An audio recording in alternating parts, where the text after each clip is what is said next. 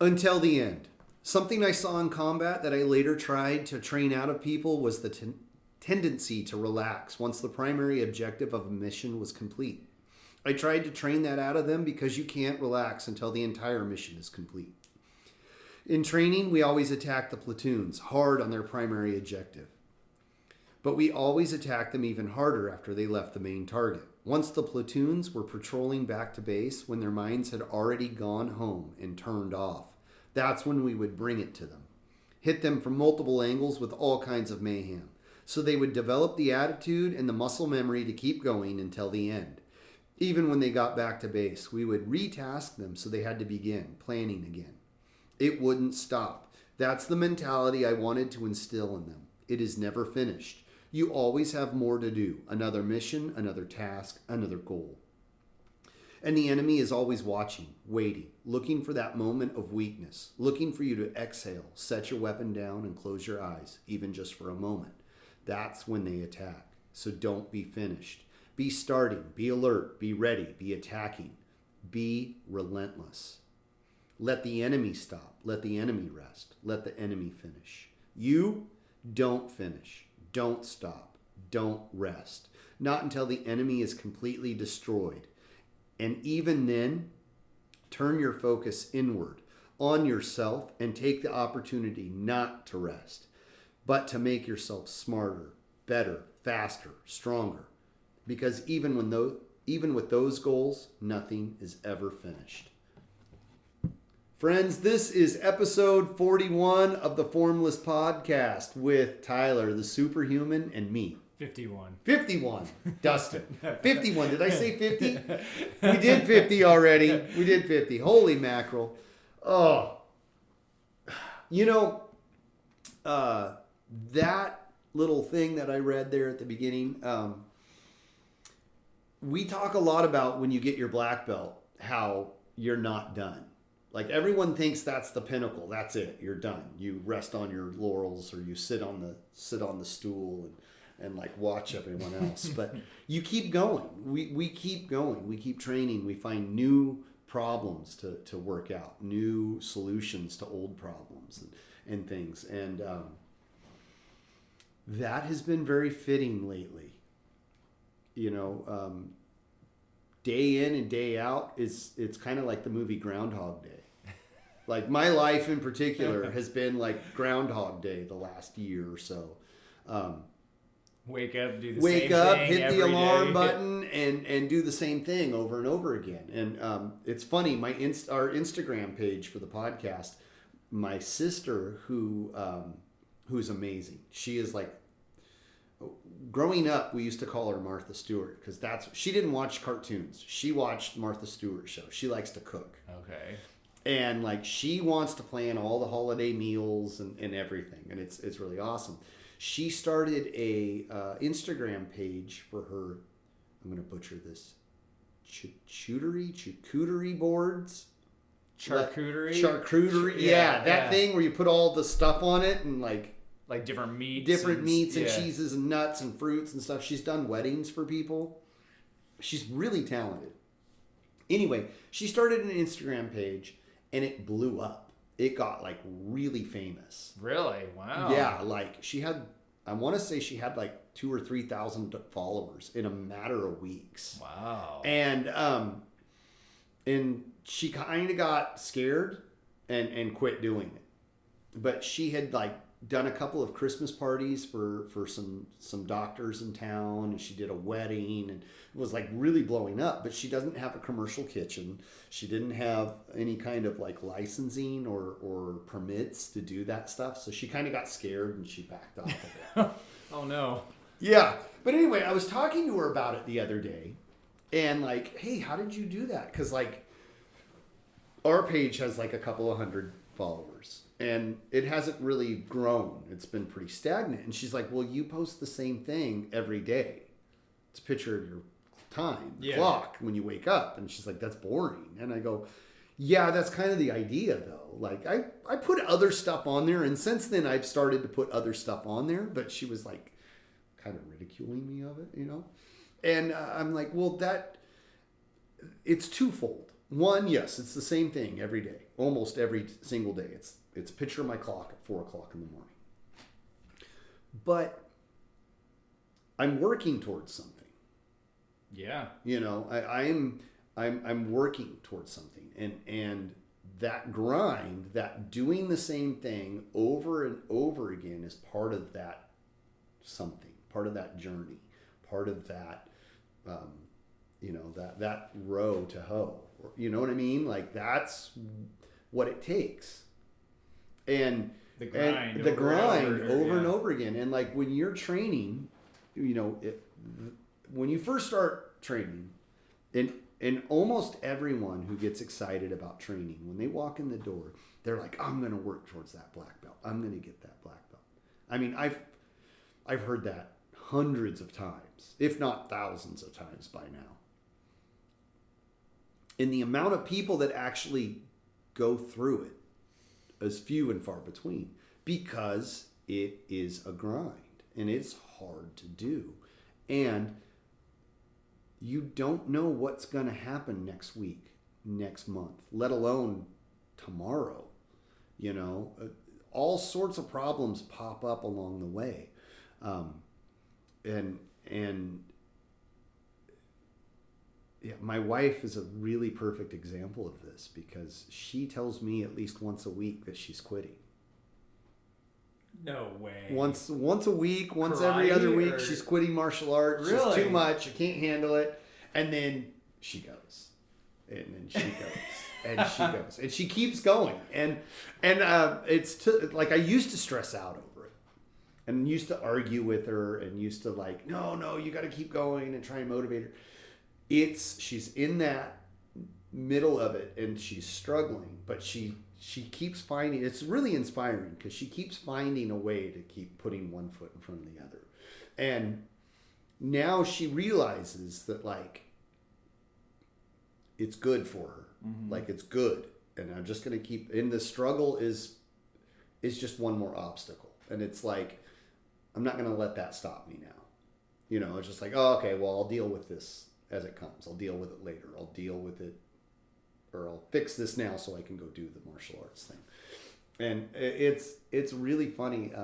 We had a talk just a couple of days ago, actually, where she was like, I'm putting the kids back in school. I'm quitting school. I'm going to just go get a job, and we're just going to, you know, figure it out, blah, blah, blah. And like kind of had her meltdown. Oh, no. Yeah. And I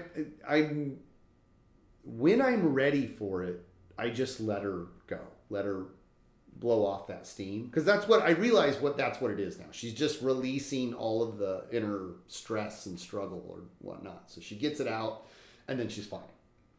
So had this a couple of days ago. She's just telling me all of this stuff. I'm gonna put the kids back in school. I'm not gonna homeschool them anymore. I'm gonna quit school. She's got this teacher that's just a pain, and she blew off all of this steam, let it go.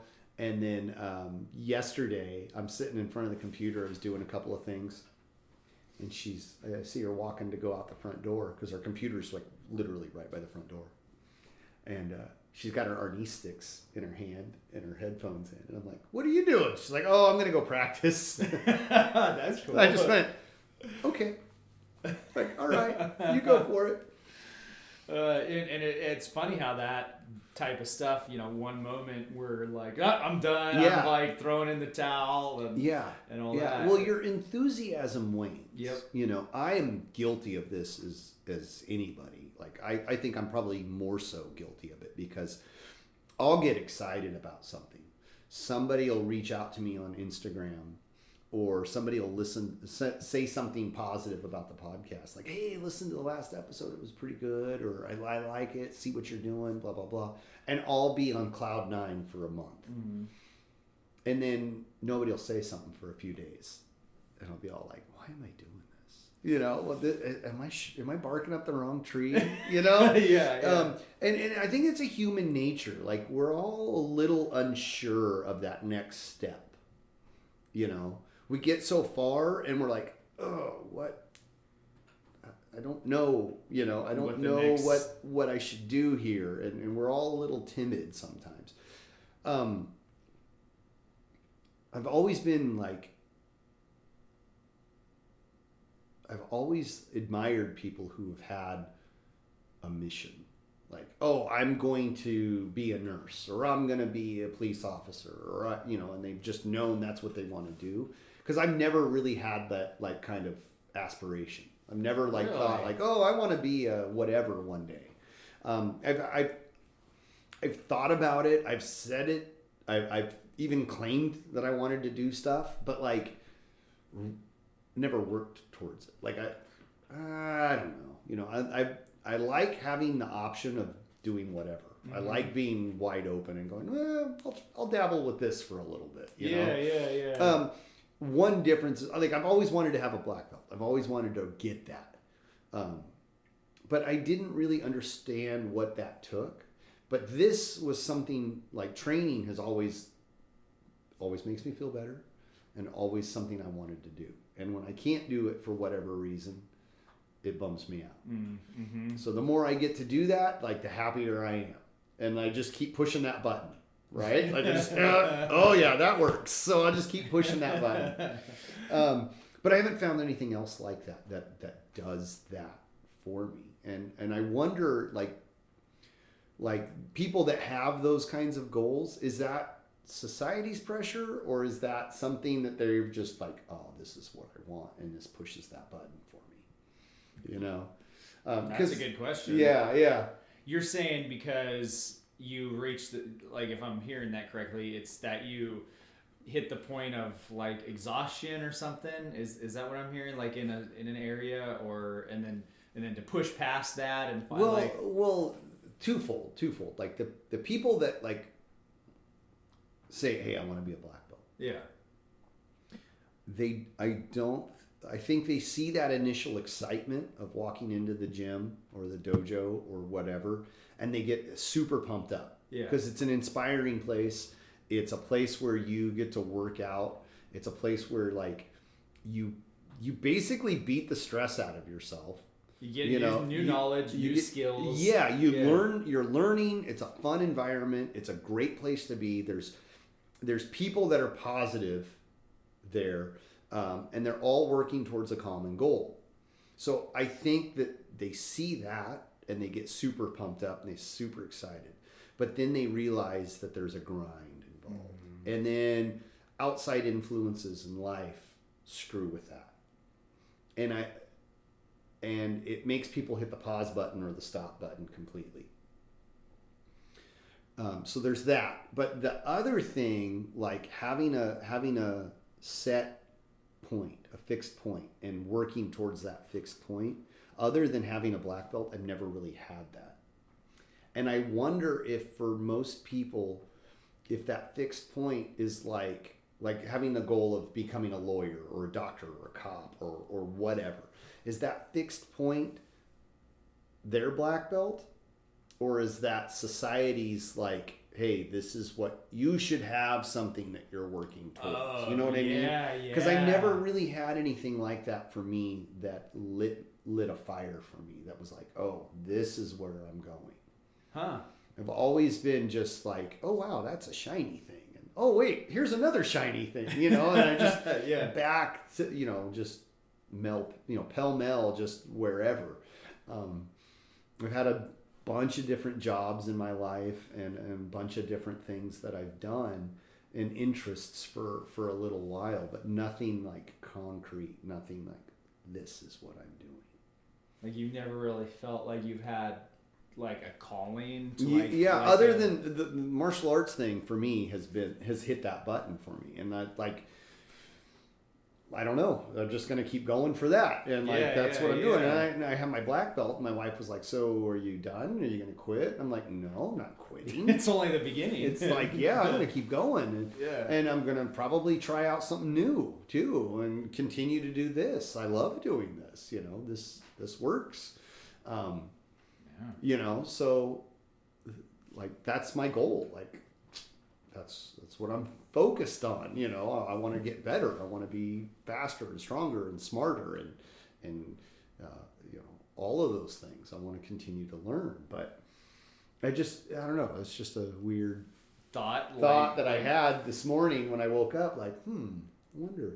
Like, you've always felt like Yeah, that's interesting. Like you felt as if you haven't had, like, whereas your friend, maybe when they were a kid, they were like, I want to be a veterinarian. Yeah. And they grow up and they become a veterinarian because they followed that. Yeah. One of my best friends growing up, and I still talk to him to this day.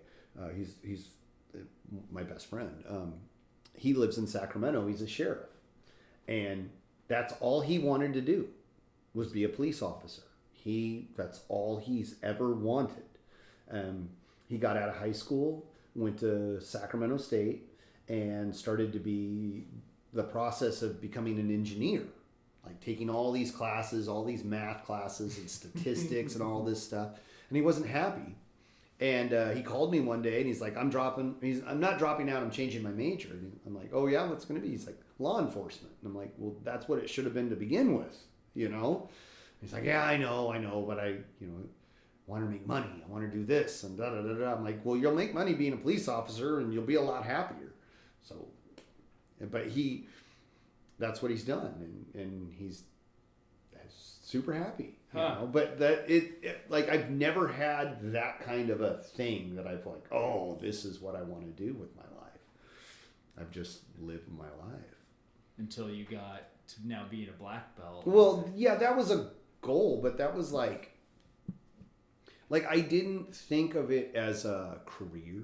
Oh, okay. You know what I mean? Yeah. I was never thought of a career. I just figured I'd work and have fun when I could, and do different things. And martial arts has always been an interest, and so when I got back into it, I was like no intention of quitting as long as I have the means and then the way to make that happen.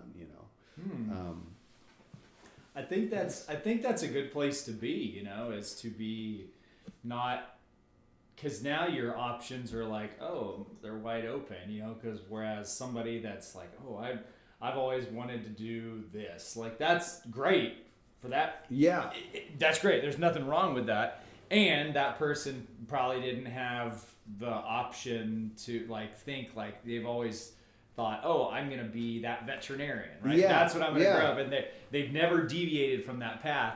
The flip side of that is like, well, but they didn't, there's a lot more to experience. And a lot of people don't, that's not an interest, is to deviate from that path. So because you didn't have that, maybe that's like you're even more free, to test and dabble here and dabble there. And people are dabblers, right? We dabble in different things. We kind of have a hard time committing, but if we can get past that, dabbling. So that's wild. But I think that's a good place to be, Well, it's a hell of an adventure so far. Yeah, exactly. Yeah, there's been some struggle, but there's always a little struggle.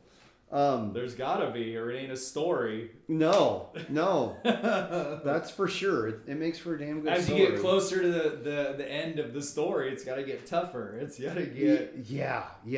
Hey, it's funny. That was something else that I had talked about with my wife.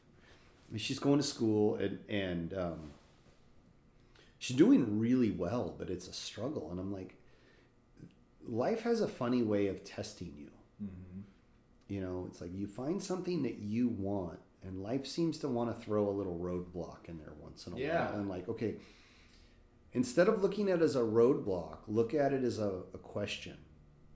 And look at it as like, how bad do I want this? Like, do I want this bad enough to like literally run into this roadblock or go through the fire, proverbially speaking? I can't talk. Proverbially speaking. Like, is it enough? Do you want this thing bad enough to get burned a couple of times or many times, because that one little roadblock, if it's enough to stop you, did you really want to go through all of that? And imagine the roadblocks down the road. Exactly. They only get bigger. And they're always there. You can sit on the couch and not do anything, and you're going to have those problems. You're going to have some problems. So you might as well have problems working towards the goal rather than something that you don't want to do, you know. But it's an adventure. So look at it like that, you know. I don't know. It seems a lot more positive to look at it like that than as you know, oh no, another problem, another roadblock, another struggle. Life is struggle, right? Like, keep on working. Keep on trucking. You know, and the question is that there's a really good movie I just watched in the last couple months. It's from like the 70s, I think, and it's called Sorcerer, and it has the guy from Jaws, Roy Scheider, the actor Roy Scheider. Oh yeah, from Jaws. Fantastic film. But in this film, these characters are tasked with driving. I don't want to ruin the plot of the film, which it's a great plot, by the way. But they're tasked from driving this thing from point A to point B. It's a very simple movie plot, and it's dangerous, obviously. But at one point in the film, they come across a roadblock across their path, and they get all, oh man, what are we gonna do? And then they come up with like an initial plan, and then they try that out, and it doesn't work. But they've got this. It's essentially a big tree that's in their path, but you know, and then they're at the point of giving up, you know, and just saying, oh, this roadblock in front of us is just too much. We gotta go.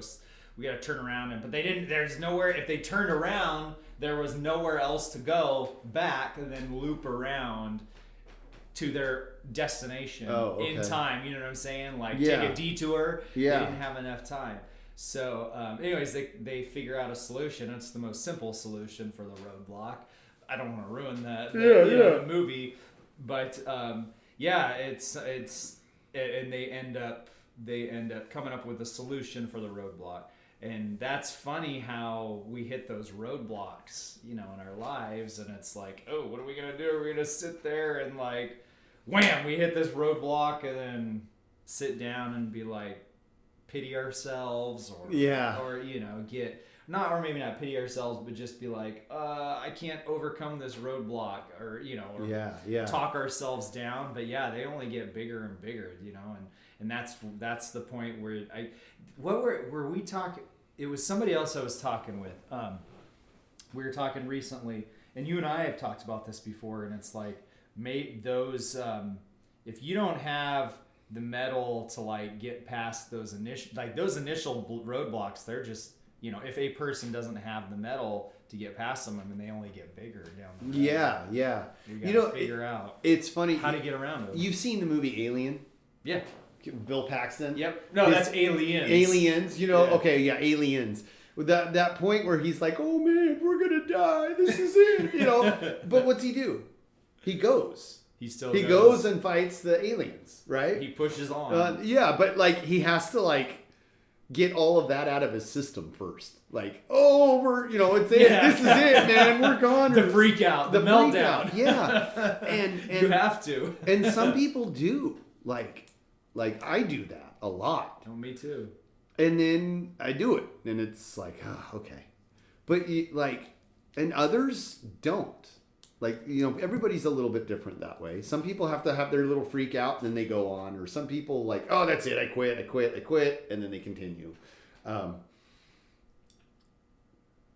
it's weird makeup there. Well, and if you that makes a good story. Like if a character is just like totally stoic, and just comes to a roadblock and has the answer immediately how to get around the roadblock. I don't know about you, or anybody else listening to this, but I don't think I would identify with that character. You know, in the story. Yeah. They have to come to the roadblock and be like, like we simultaneously want to know the answer to the problem and then go around it, but I also acknowledge that you have to like have that freak out, that stop, that urge, and like up, left, right, straight, up, down, back. Where do we go from here? Yeah.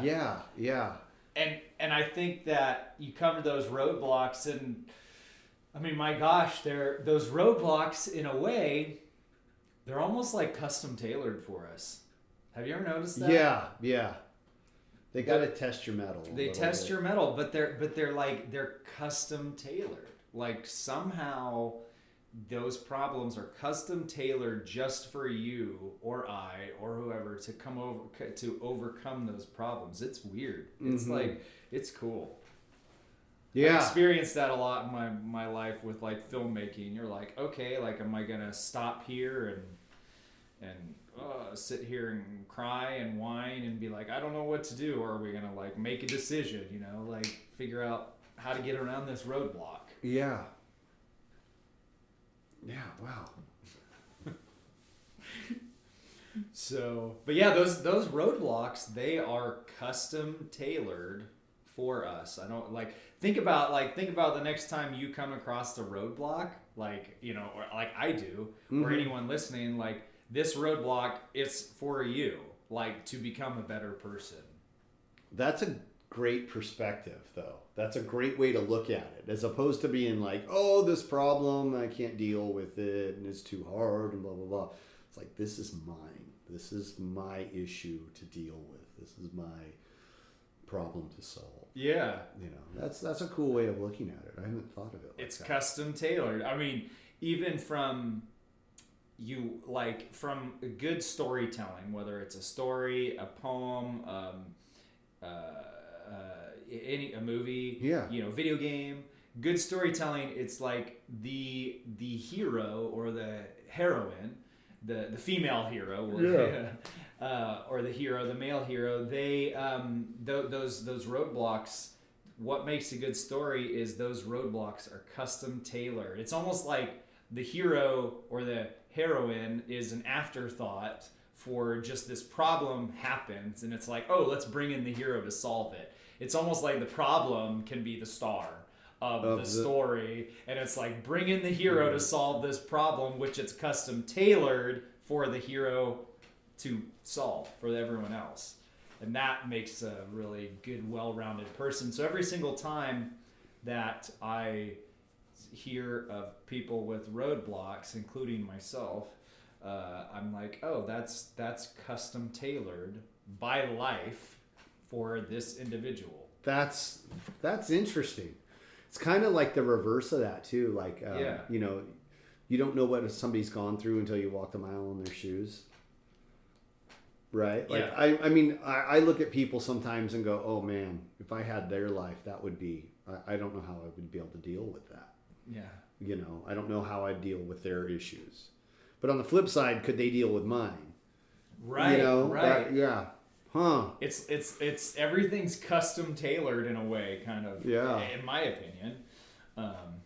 No, that's cool. What do you all think? Do you think our roadblocks are custom tailored for us? I think so. Or I think that's a really, I've never thought of it like that. That's a cool way to put it. And they're almost like an instant filter. Like, there's only 3 things that could really happen: is you come to a roadblock and you just hang out right there at the roadblock forever, or you turn around and go home, or you figure out a way to get through it. There's only 3 options. Wow.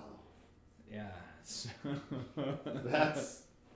that's really cool. I like that a lot. Yeah, and I think, man, I've known a lot of people that have they've come to those roadblocks in their lives, and they're on a path and they want to do something. So they're going down this path, they hit the roadblock, and for whatever reason, those people turn around and go home.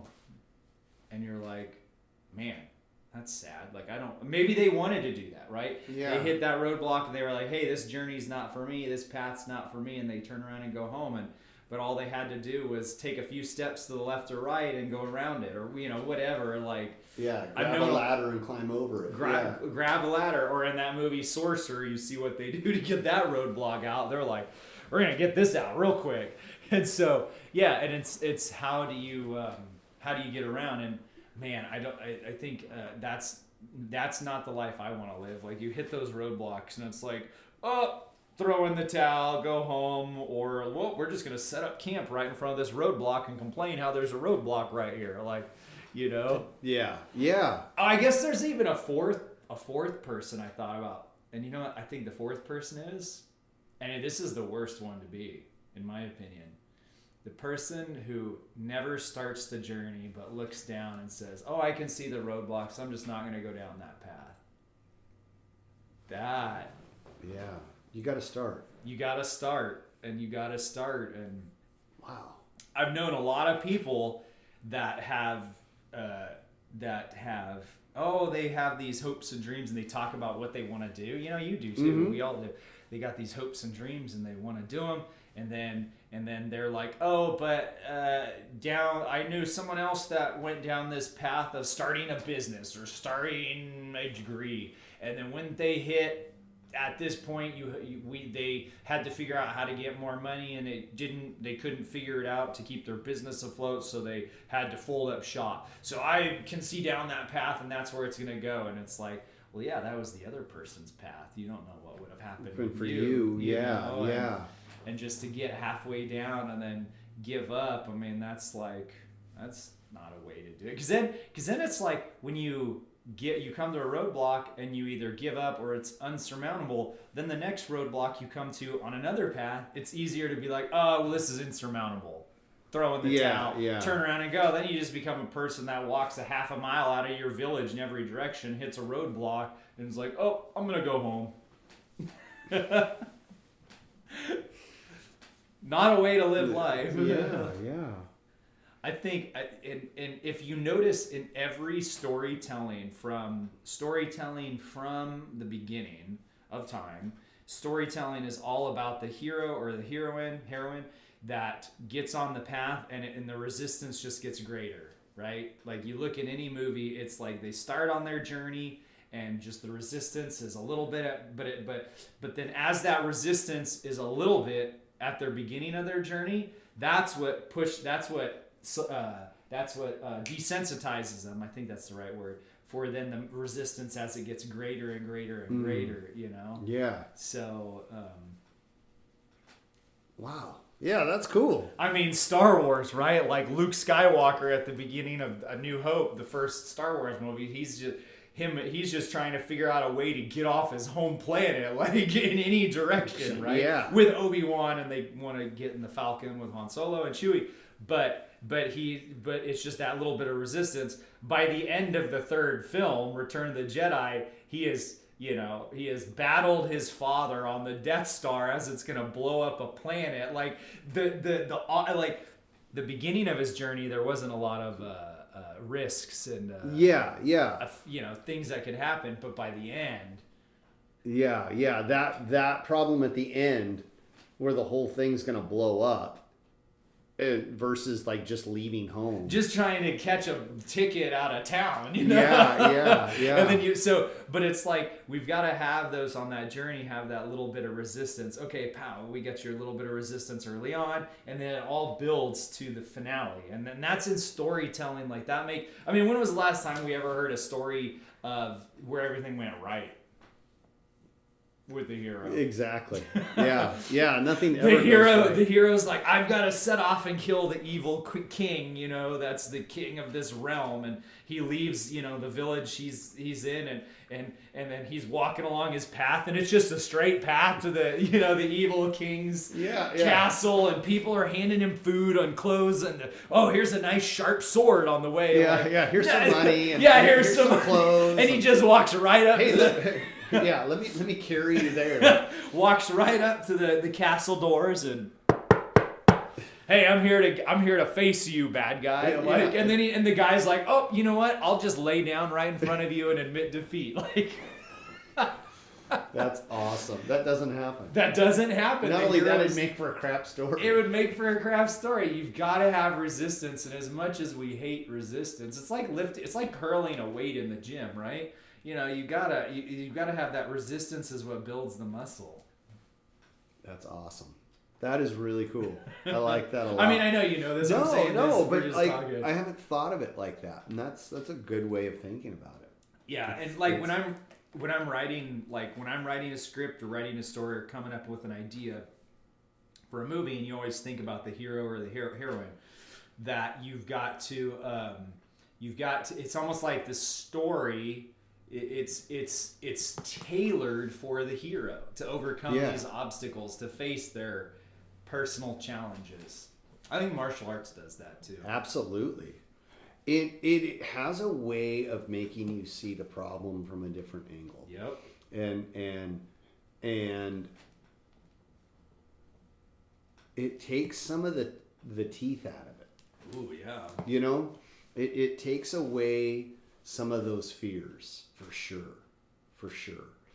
It's a way to, I always tell people it's a way to take your real life problems, the problems you face outside of class, and turning down the volume or shining a light on them. And like, you can forget about it for 45 minutes or an hour, depending on how long class is. And then you can go back to it and you're like, oh, that wasn't so bad. Like that, it's really not like this, like the way I was fearing or the thing I was thinking about or you know, whatever. That confrontation with my boss isn't as bad as I was thinking. A lot of it was upstairs here in my head, when in reality I just needed to face facts and be like, hey, well, this is what happened, you know, whatever the case may be. It gives you a break and like, okay, I'm not going to focus on this thing that's giving me issues right now. I'm going to focus on something else. Mm-hmm. And it's exactly what it does for me. That's what it does for you. Yeah. You know, I need to go punch stuff for a little bit and not worry about life. You know, I just need to go focus on punching this bag or trying to hit Tyler or whatever the case may be, you know, or not get hit by Tyler. And then I can come back to this problem and think about it in a whole new light, you know? Yeah. And I think, yeah. And I've seen it with you, like when you, especially recently in the last like 6 months, it's like when you're out there working the bag and then we go into class and you were like, you know, you'll be before class, maybe working a bag or after mm-hmm. class. And then you come back when we go to class and then we work, it's almost like you said, oh, I want to work the bag and just focus on this area, my punch, whatever. But man, in class, like it shows, like when you really put you know, that effort into that bag and put it on the bag, like it shows. I'm like, whoop, Dustin's been practicing. Like, well, I like to think of class as like one of two things. Like it's a pause button on life. Yeah. Like, okay, this is my escape. This mm-hmm. is what I'm doing to like get rid of the stress, get rid of what's going on upstairs, like clear that out, because I can't focus on what I'm doing if I'm thinking about the other stuff. Mm-hmm. And then the other thing too is like I look at like okay, hitting focus mitts or hitting the bag or sparring. I look at that as like, okay, this is the time to get all of the frustration, all of life's frustrations out. Because you do something physical, like I can release some of that stress. Mm-hmm. Like, and every time I throw a punch or kick or get punched or kicked, I'm letting go of that all of that stuff that I've got stressed, that all of that hanging on me kind of just gets knocked away. That's a good point. Yeah. You're like throwing the energy out there, like here, front punch head. Yeah, it's just kind of cleansing that off, like just knocking some of that out of the way. That's good. Yeah, that's good. It's like a pause on life, or a pause on your day. You know? Yeah. It's a break point, like because you really can't go into class thinking about that stuff. Sometimes it's hard, but like if you're thinking about that other stuff when you should be focusing on, like when we're sparring. If we're sparring and I'm thinking about like bills or work or I'm not going to have a very good sparring time. You are going to break found out real quick. You got to be present. Well, and even if it does, you take one shot and you're like, oh, now I'm in present. You know, now I'm present. Now I got to focus on this. Here's the immediate danger. You know, Yeah, I gotta keep my hands up. Yeah. That's good. That's good. I like that. That's good stuff to think about. I'm just writing down something so I don't forget it real quick. And then, how is the movie coming along, by the way? Movie's doing good.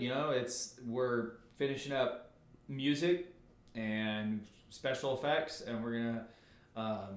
I'm still trying to work a distribution deal for it. So I'm talking to different distributors and see who's interested in getting the rights to the film for like a year or 2 years to put it on all these different platforms.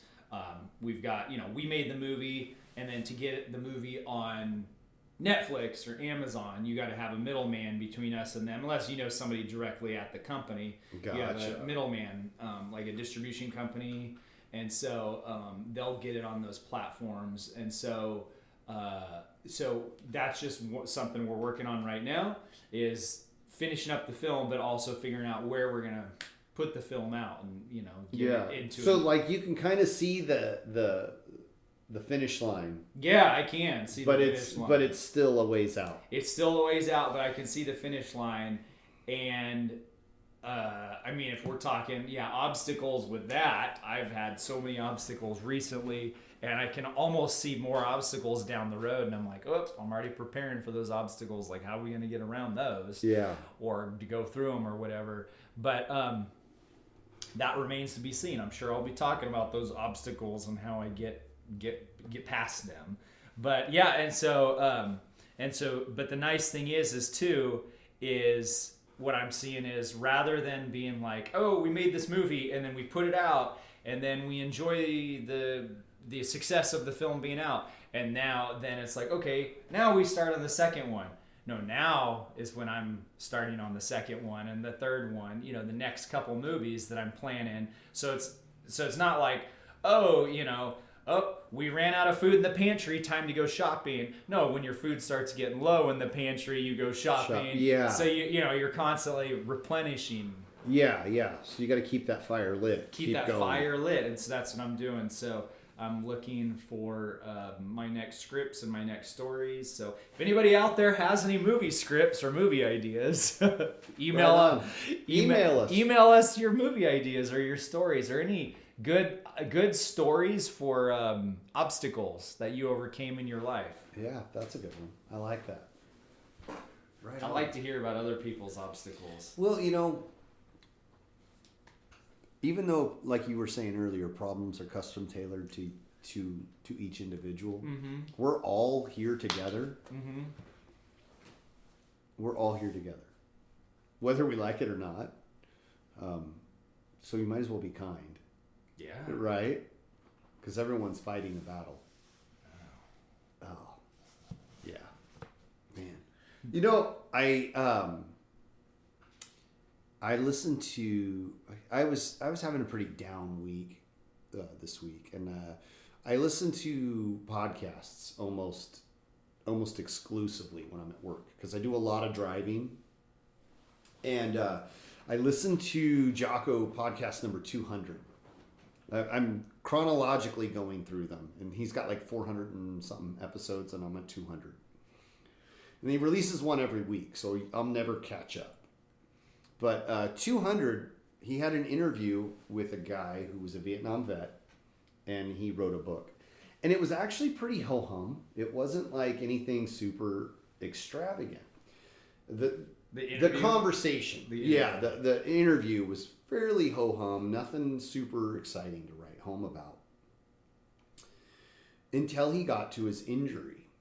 So he was, he originally signed up, he didn't get drafted, he enlisted, and he was going to be a mechanic, work on heavy equipment.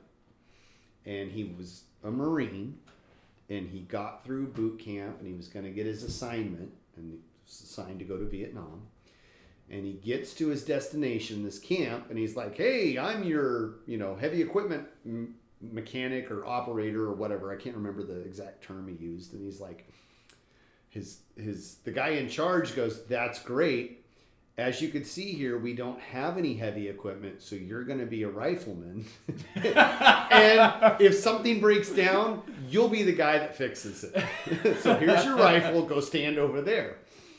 And he ended up doing like, he was there 8 or 9 months and did a whole bunch of different jobs and did a whole bunch of different reconnaissance missions and all sorts of different stuff. He ends up stepping on a landmine. Oh, man. This landmine didn't have shrapnel in it. It just had high explosive. There was no metal fragments. It literally burned off his legs and one of his arms. Like, it was terrible, right? And he went home. He started a roofing company. And he's like, I didn't climb on the roofs. I can't. But he started a company and like hired employees and stuff. And did all this different stuff. He got a real estate license. He bought homes. He sold homes. He did all sorts of different stuff. But the main like subject, the main like idea that I think the story was about was like he had a major setback. And like what he chose to do with it versus like he could have just sat at home and cried about how he doesn't have legs and he's missing an arm and like poor pitiful me, which like by all means, holy crap, yeah, like that would be your ticket to like be poor pitiful me. Here you go. Like no hard feelings. Like, you got all my permission, you know. But like he didn't. He didn't do that. And he was like, okay, I can't do this. I can't do that. What can I do? And that outlook was like, first of all, for me personally, it was like, oh, you got nothing to bitch about. Like, quit crying. I don't care how hard your life is. Like, I didn't step on a landmine. Literally, the medic, the corpsman that got to him first goes, I'm not even going to put a tourniquet on you. It burned. Like he wasn't bleeding. He didn't bleed out. Like I guess landmine stuff. I'm out of my element here, but landmine stuff, like when they blow up, like if survivors, the big concern is like bleeding out. Yeah. You know, because you cut arteries and things like that, and like this guy didn't have that problem at all. It literally cauterized. Whatever the explosive is. Yeah. It just was so high temp. It just burned everything off, which is terrible. Like, can't imagine. So, like, he had every right. He had, in my book, he had every right to be like, oh, I'm good. I'm just gonna sit over here and like, poor pitiful me. You know what I mean? Like, but he didn't. He looked at it and was like, okay, I've got all these issues, but what can I do? Instead of looking at like all of my problems, he was like, what can I do? What can I do with what I've got? And like that outlook, first of all, it changed, like my whole attitude changed. It was like, I got nothing to cry about. Like, no problems. Quit crying. Like, quit kicking the dirt. Like, come on. And I need that periodically in my life, you know, like, quit your bitching. Just go. Just go. Just do something. You know? Man. And it was really inspiring. Because I've had issues, but I've never like had that kind of an issue. You know what I mean? Like, wow.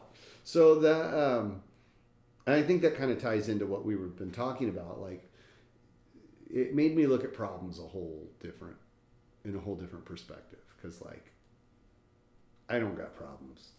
You know what I mean? Like I don't have problems like that.